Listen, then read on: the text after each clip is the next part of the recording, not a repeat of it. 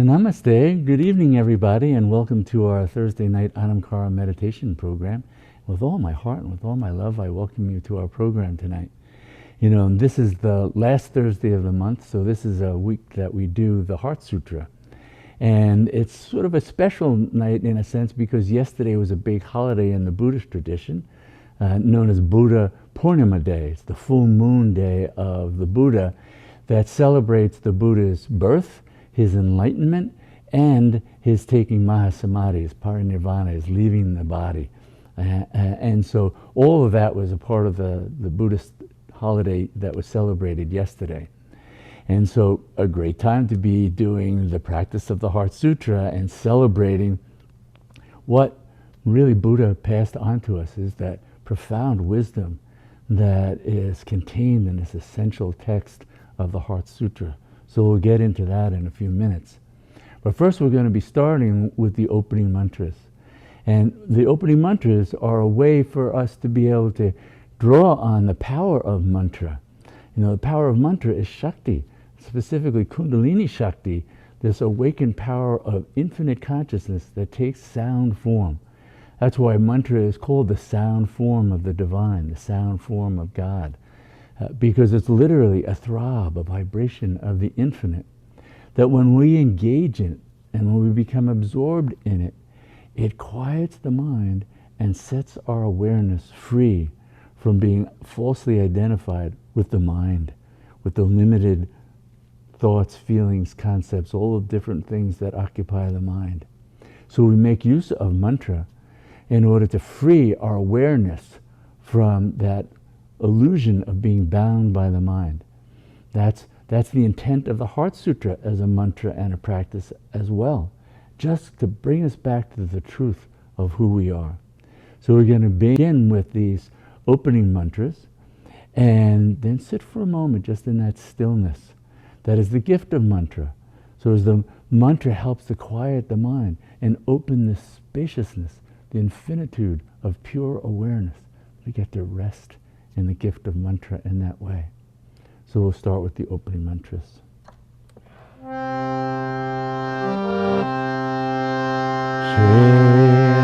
Mata Kali Mahadevi Ki Jaya Gajananam Bhota Ganari Sevitam Kapita Jambo Palacharu Bhakshanam Umasutam Shokam Vinashakarakam Namami Vigneshwara Parapankajam Shri Ganeshaya Namaha Shri Ganeshaya Namaha Shri Ganeshaya Namaha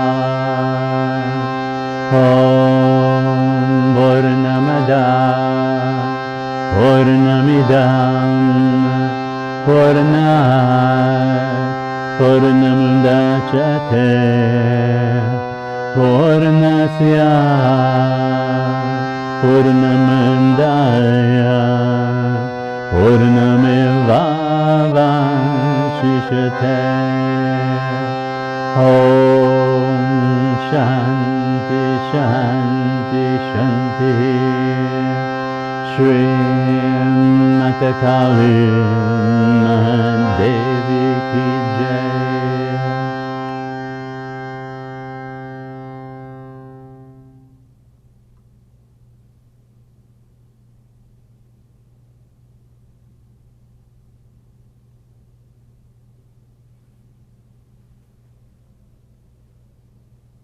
So once again, with all my heart, with all my love, I welcome you to our program tonight.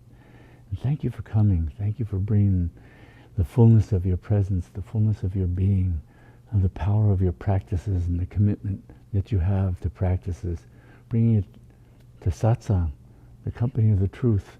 And you are that embodiment of the truth. So thank you for coming. So tonight is a Heart Sutra night. And as I was saying, this is, yesterday was the holiday of Buddha Purnima, and a celebration, but it's interesting because, when you get into the Heart Sutra and the foundations of Buddha's teachings, it wasn't about being attached to a form, even Buddha's form. But, we're human. Our heart loves to celebrate and have reasons to do that. So, things have evolved over time in Buddhism. I remember talking about it a while back, that early on in the Buddhist tradition, after Buddha died, took Mahasamadhi, and there weren't representations of Buddha. There weren't statues. It was seen as that wasn't really about what his teaching was, to get tied up in the form. And so what was often depicted were just his footsteps or his sandals. And the importance of that was to symbolize following the way, follow his footsteps. As it has been in many traditions, to follow the footsteps of the master. So when we're really getting into the practices and following that, that's what we're actually doing. We're following what Buddha unfolded. Because Buddha wasn't about trying to create Buddhists. He wanted people to be Buddhists. Means awake. And to be awake to the nature of the ephemeral existence, awake to the nature of the passing and comings and goings of thoughts, feelings, sensations, all the things of the mind. So that wakefulness, that wakeful awareness that illuminates all that we perceive, that was the heart going to that. That was going to the heart of what Buddha saw as, this is the way to be free. And it's congruent with many other traditions, that it's that pure consciousness, that pure unbounded awareness that illuminates and holds everything, that going into the state of direct knowing that's what invites us to be free, even while the body is going through what the body is going to be going through. So still recognize that the body can suffer. It's still recognized that even the mind can have forms of suffering. But we've gotten to the state, by entering that state of unbounded freedom, to be able to watch, and with great love and compassion, the trials and challenges that the body and the mind goes through, and that all beings go through. But knowing that there's this place to reside in absolute awareness that is absolutely free. So the practices are all aimed at that, and it's the unfolding of that that is the Heart Sutra, one of the foundational texts and practices that Buddha passed on. And there was a great recent, really almost you could think of him as a Buddha himself. There was a great Tibetan Buddhist master, Dilgo Khyentse Rinpoche, an extraordinary master. I mean, just really recognized across different Buddhist traditions, across different Tibetan Buddhist traditions, as somebody who had really attained the highest and lived from that state. He was a teacher of His Holiness the Dalai Lama. He was a teacher and friend of my teacher, His Eminence Sewang Sita Rinpoche. Dilgo Khyentse Rinpoche was also from Bhutan, as His Eminence Sewang Sita Rinpoche is. And this is a quote from Dilgo Khyentse Rinpoche, who passed away in 1991. So Rinpoche says, when we recognize a thought, that recognition alone will not liberate it. It is not that we should not recognize it, it must be recognized. But then, when recognizing it, without grasping at the thought, the basis from which it arises, the unaltered natural state of mind, that's consciousness, that's pure awareness, that's pointed out by our teacher, Buddha, should also be recognized. So when we look at that recognition, the strength of the thought is broken. Get that? When we look at that recognition. So when we've gotten some detachment and we can step back and see the mind, we recognize, oh, that's a thought, that's a feeling, that's a sensation, that's a memory about the past, That's a fantasy about the future. We're in that act of recognizing the nature of that content. We are separate from that content. We've started to reclaim our ability to be aware and now shift the sort of the locus, the center of identity, from all that content to that witness state, that awareness. In the yogic tradition, we would call that the witness. We would call that Shiva consciousness. To be in that state of that awareness. Shivoham, Shivoham. I am the auspicious one. We could say Buddhaham, Buddhaham. I am Buddha, I am Buddha. That's that awareness. That's what we're coming home to. It's already there. This is not something the mind creates. Right? This is something, by letting go of the mind, what's already fully present becomes available, accessible to us. So Rinpoche says, so when we look at that recognition, the strength of the thought is broken, and the recognition of the intrinsic nature of pure mind, pure awareness, becomes stronger.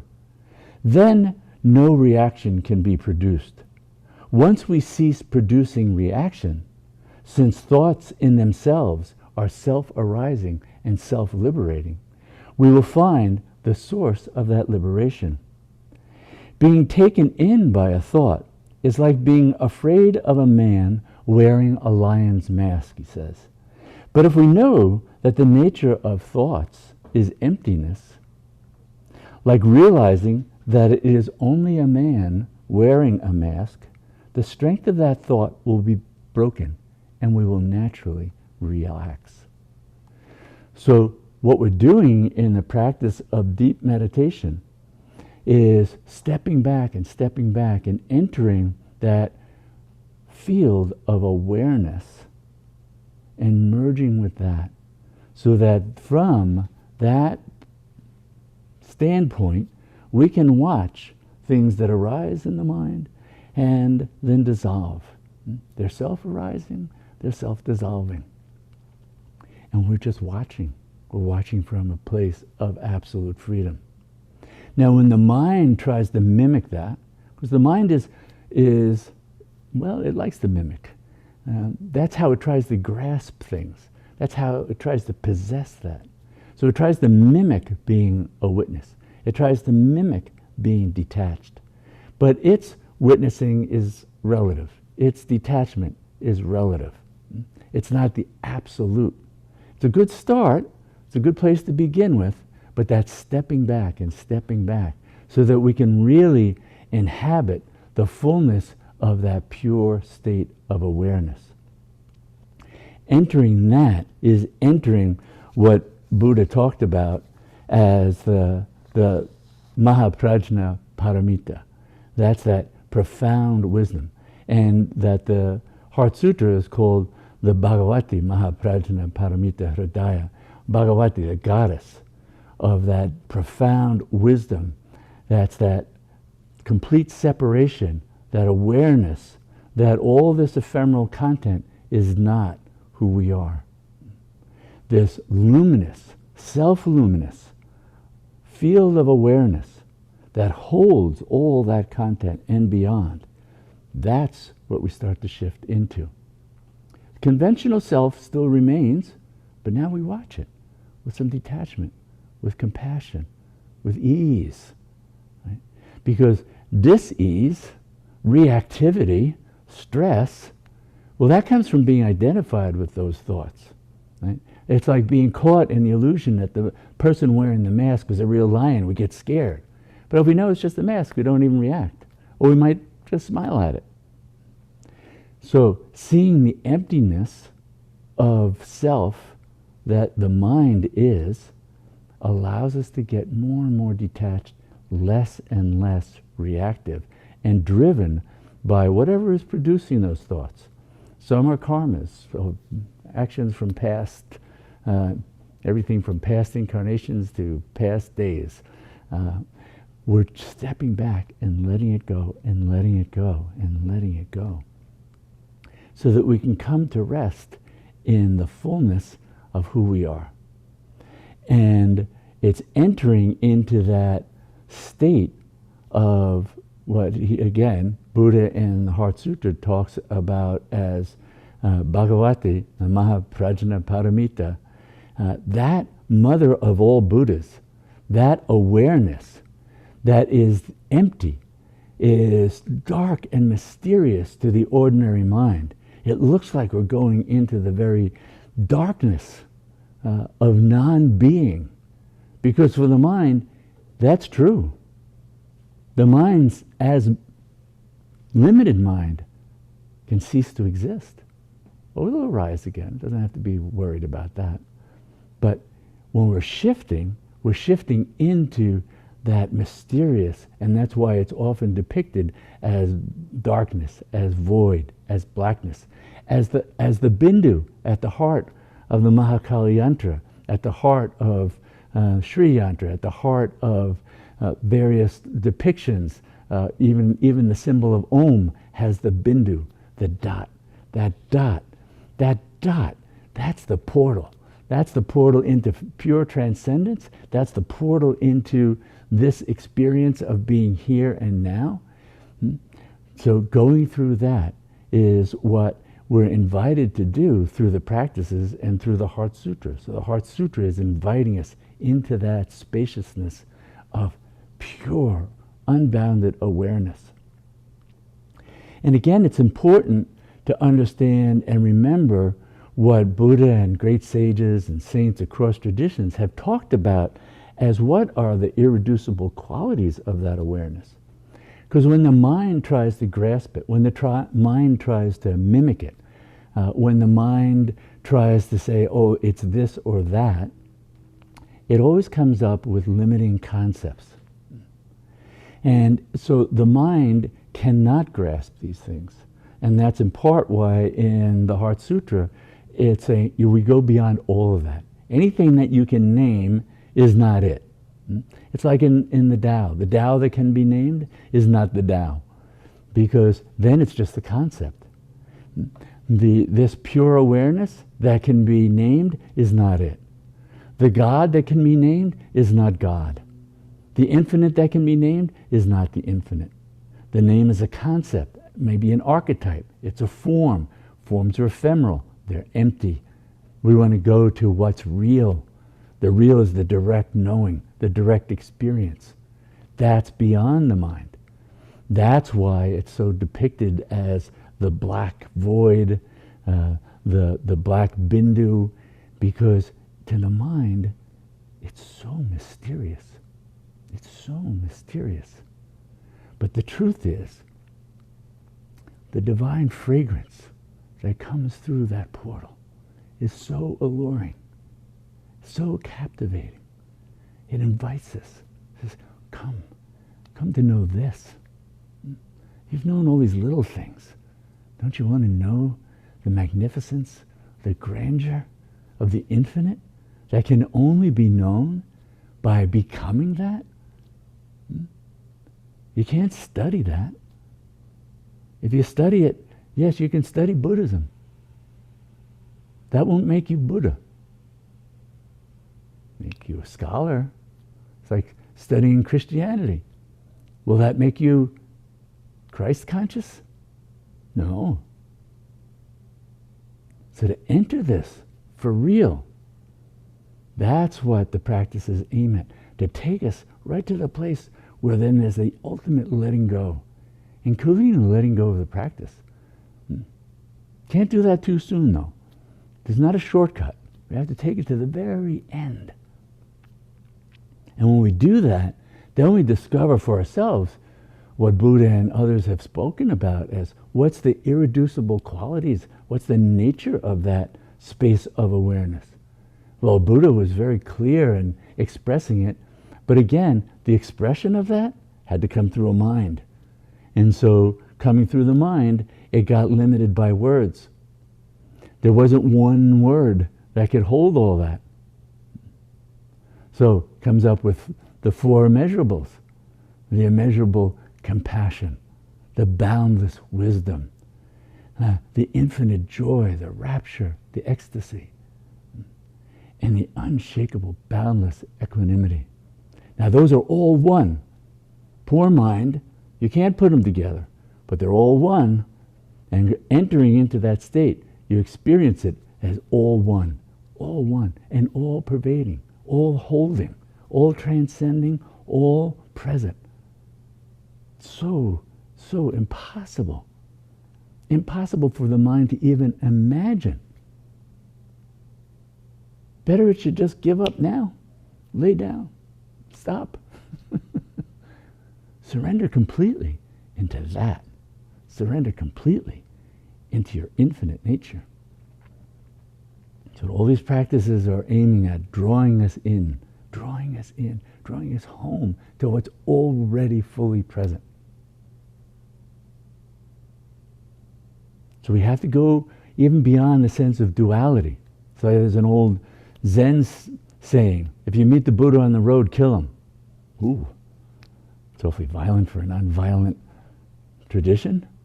But what it means is, if we have Buddha as separate, distant, close, whatever it might be, it's different. We have to eliminate the difference. We have to eliminate the duality. We have to eliminate the split between ourself and that which we already are. So when we're doing the Heart Sutra, and we're going through, all the different qualities, because that's what it starts out. Buddha saw that the 5 skandhas, these are the 5 aggregates. These are the 5 things that make up our everyday experience. These are the different forms that arise in our mind, in our visual field and everything. These are different sensations and feelings that are reactions to that. These are different perceptions that come through the senses. This is also just the mental formations that happen even if we're detached from the senses. Like happens in a dream. Right? Things are arising. We can have smells, taste, touch, all kinds of things in a dream, yet we're asleep to the outer world. These are just another aggregate, another set of phenomenon that are ephemeral and empty by nature, empty of any solid, everlasting existence. There's no permanence in any of these things. Even the limited consciousness, the consciousness that he's speaking about is that limited I awareness, the limited experience of the ego mind. That too is ephemeral. So we go beyond it all. Gate, paragate, parasamgate, bodhi, swaha. Gone beyond, fully beyond. Hail the goer, you, the bodhisattva, the being, realizing the fullness of their true nature, and then staying around to help others realize that for themselves. So when we're doing the Heart Sutra, this is a practice that is inviting us to really get free of the mind and identification with all the things of the mind. And it's really the identification that's at issue. The mind in itself, that's just another skandha, right? That's just another skandha. That's just another aggregate. That's just another thing we're watching. It's not yourself.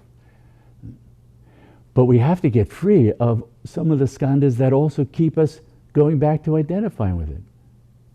So there's a discipline to the practice, to stay really focused, to let go of all the other impulses that might come up. This is true across whatever we're doing for meditation, mantra, chants. The mind is often just wandering around, and sometimes it's pleasant things. Oh, I think I feel like doing this, or maybe I'll do that. No, you're supposed to be right here with the mantra and chanting the mantra. Or then you're supposed to just sit and do the meditation. This is training the mind not to keep going after content. If we keep going after content, whether it's pleasant or unpleasant, then we're just reinforcing that pattern of the mind. In meditation, we keep stepping back and letting go. We just see it. Oh, that was an impulse. We can label it. That's a thought. The label of the impulse was a thought. Awareness is watching it all from a place of absolute freedom, absolute expansiveness, absolute rapturous joy, absolute compassion and love for all that is arising, subsiding, disappearing, coming back, all of it, held in that divine embrace. That's what we're invited to know, to live, to walk into the world, to inform our lives with that wisdom. It's a part of the boundless wisdom that Buddha was talking about. That is our essential nature. Not the wisdom you're going to find in a book. That feeds the ordinary mind, thinking, oh, look I learned this, I've got this. No. How do you know that which is beyond words, beyond image, beyond form? The only way to know that is to dissolve into that.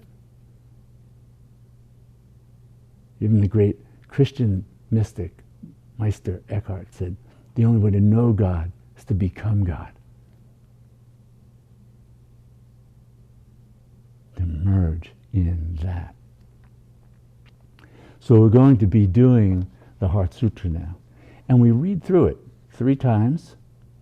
And then at the very end, there's the mantra, Gate, Gate, Paragate, Parasamgate, Bodhi, Swaha. And we'll do that after going through the text 3 times. We'll then continue to do that with a drum. And it kind of builds to a bit of a crescendo. And then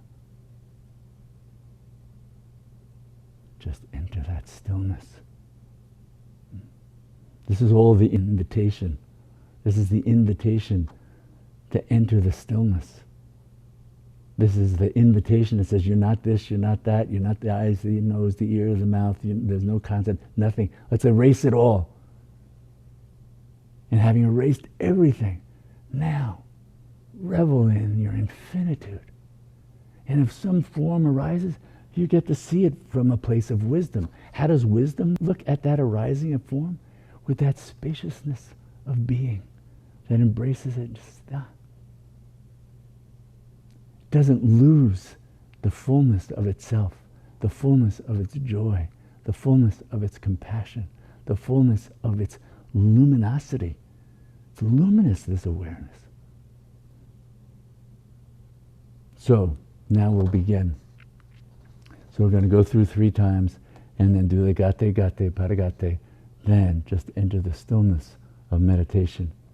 After we meditate for a while, there'll be the sound of the gong, and then we'll do a chant to come out of meditation. The chant of the Tara mantra. Tara is the Mahaprajna Paramita. Tara is the mother of all Buddhas. So the Tara mantra is a mantra that invokes her boundless compassion, her quickness to move, to relieve all beings from suffering. So now we begin with the Heart Sutra, the Bhagavati Mahaprajna Paramita Hridaya Sutra.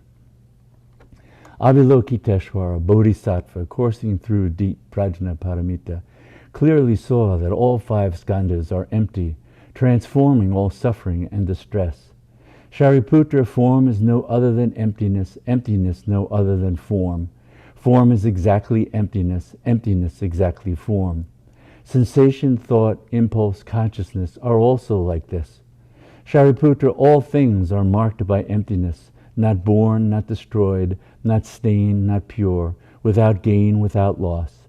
Therefore in emptiness there is no form, no sensation, thought, impulse, consciousness, no eye, ear, nose, tongue, body, mind, no color, sound, smell, taste, touch, object of thought, no realm of sight to no realm of thought, no ignorance, and also no ending of ignorance, to no old age and death, and also no ending of old age and death.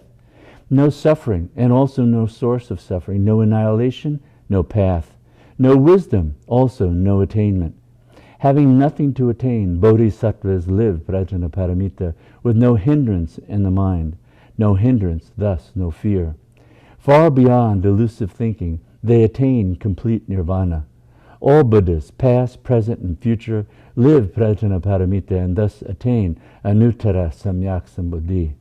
Therefore know that prajna paramita is the great mantra, the wisdom mantra, the unsurpassed mantra, the supreme mantra, which completely removes all suffering. This is truth, not deception. Therefore set forth the Prajnaparamita mantra. Set forth this mantra and say, Gate, Gate, Paragate, Parasamgate, Bodhi Swaha. Avalokiteshvara, Bodhisattva, coursing through deep Prajnaparamita, clearly saw that all 5 skandhas are empty, transforming all suffering and distress. Shariputra, form is no other than emptiness, emptiness no other than form. Form is exactly emptiness, emptiness exactly form. Sensation, thought, impulse, consciousness are also like this. Shariputra, all things are marked by emptiness, not born, not destroyed, not stained, not pure, without gain, without loss. Therefore, in emptiness there is no form, no sensation, thought, impulse, consciousness. No eye, ear, nose, tongue, body, mind. No color, sound, smell, taste, touch, object of thought. No realm of sight to no realm of thought. No ignorance, and also no ending of ignorance, to no old age and death, and also no ending of old age and death. No suffering, and also no source of suffering. No annihilation, no path. No wisdom, also no attainment. Having nothing to attain, bodhisattvas live Prajnaparamita with no hindrance in the mind. No hindrance, thus no fear. Far beyond delusive thinking, they attain complete nirvana. All Buddhas, past, present, and future, live Prajnaparamita and thus attain anuttara samyak sambodhi. Therefore know that Prajnaparamita is the great mantra, the wisdom mantra, the unsurpassed mantra, the supreme mantra, which completely removes all suffering. This is truth, not deception. Therefore set forth the Prajnaparamita mantra. Set forth this mantra and say, Gate, Gate, Paragate, Parasamgate, Bodhi Swaha. Avalokiteshvara Bodhisattva, coursing through deep Prajnaparamita, clearly saw that all 5 skandhas are empty, transforming all suffering and distress.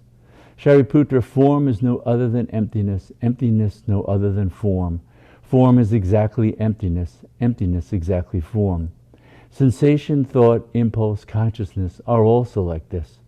Shariputra, all things are marked by emptiness, not born, not destroyed, not stained, not pure, without gain, without loss. Therefore in emptiness there is no form, no sensation, thought, impulse, consciousness. No eye, ear, nose, tongue, body, mind. No color, sound, smell, taste, touch, object of thought. No realm of sight to no realm of thought.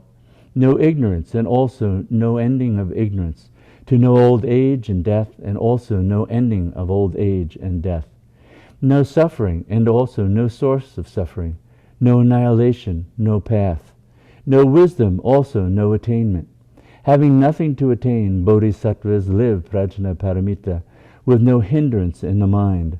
No hindrance, thus no fear. Far beyond delusive thinking, they attain complete nirvana. All Buddhas, past, present, and future, live Prajnaparamita and thus attain anuttara samyak sambodhi.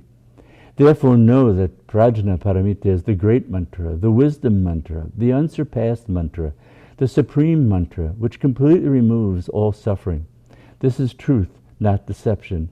Therefore set forth the Prajnaparamita mantra. Set forth this mantra and say, Gate, Gate, Paragate, Parasamgate, Bodhi Swaha.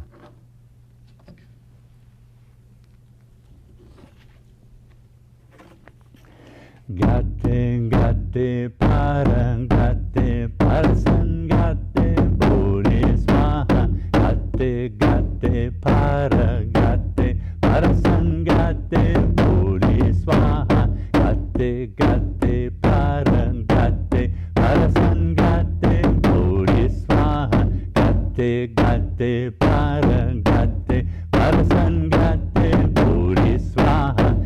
Gate, Gate, Paragate, Parasamgate, Bodhi Swaha.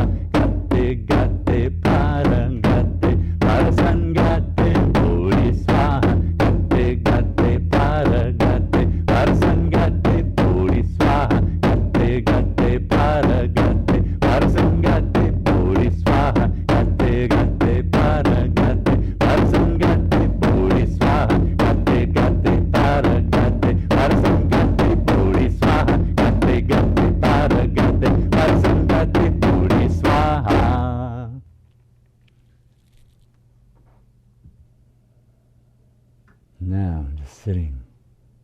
in that deep stillness. Just watching. Pure awareness. Watching. Totally free. Watching. Whatever arises and subsides. Empty. Ephemeral. You're the seer who's never seen. And the awareness is purely aware, unbounded, infinite. Rest in that.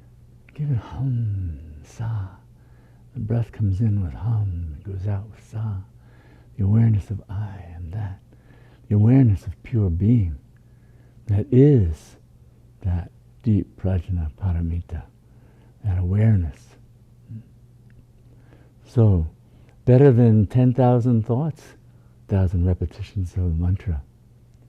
Better than 10,000 repetitions of a mantra is a moment of pure awareness, pure stillness, the infinitude of being, knowing that directly. And then if the mind moves again, give it mantra. So we can inhabit that awareness and live from that. And live the boundless quality of that awareness. The boundless love, the boundless compassion, the boundless wisdom, the boundless joy. Live that into this world. Transform our world, transform our lives, transform everything.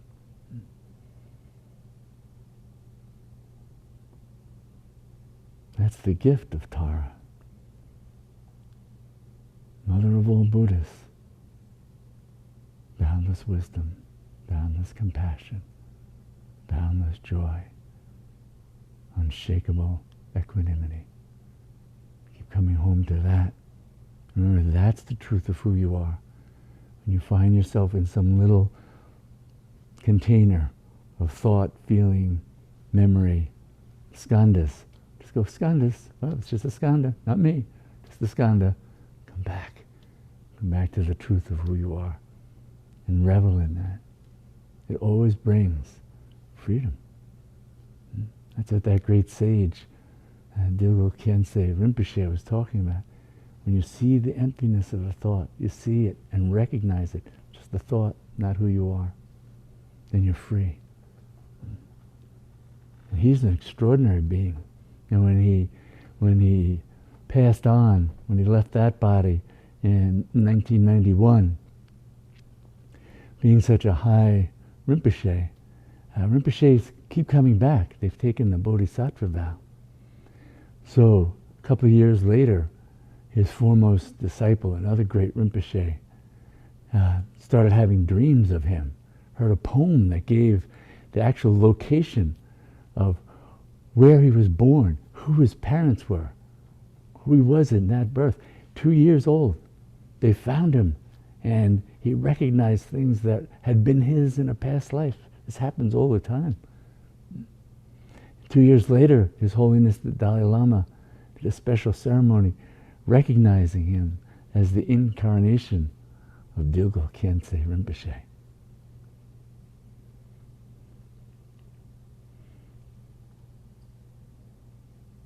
That boundlessness of heart, and of pure love and compassion, to keep coming back into this domain till all are free.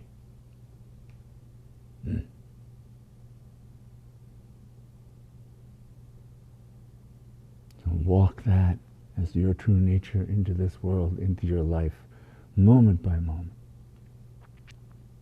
So I want to thank you for coming this evening and bringing the fullness of your Buddha presence, your Buddha mind, the fullness of who you are to this moment, to this evening, and sharing the power of your practices, the power of your presence.